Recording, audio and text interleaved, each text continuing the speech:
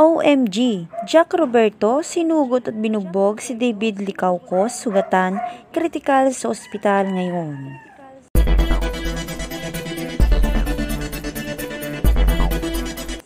Patuloy pa ring hot issue sa mundo ng showbiz ang kontrobersyal na hiwalayan pa rin nila Barbie Forteza at Jack Roberto.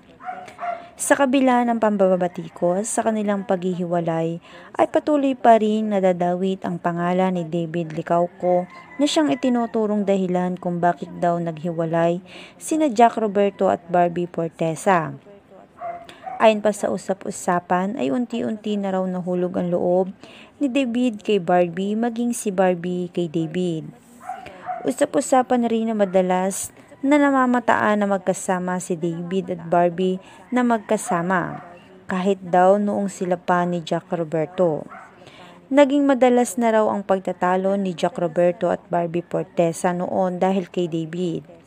Malimit rin daw itong pagselosa ni Jack dahil nahuhuli mismo ni Jack na sobrang sweet ang mga ito sa isa't isa.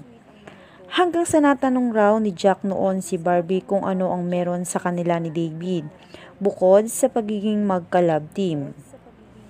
Pilit itong itinanggi ni Barbie.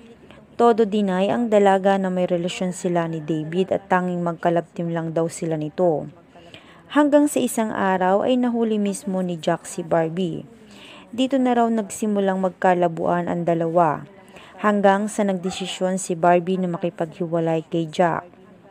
Marami ang umiyak na fans ng mga ito dahil sa sobrang panghihinayang sa kanilang nabuong samahan, lalong-lalo na sa mga pangarap na nasimulan nila na magkasama. Hindi naman nakapagtimpi ng emosyon si Jack at naglabas na ito ng kanyang saloobin tungkol sa breakup nila ni Barbie. Kitang-kita pa rin sa mga mata niya kung gaano nito kamahal si Barbie sa kabila ng pagsubok na kinakaharap niya ngayon. Marami naman ang patuloy na umaasa ng kanilang mga tagahanga na baka muli pa silang magkakaayos at muling magkakabalikan ang mga ito.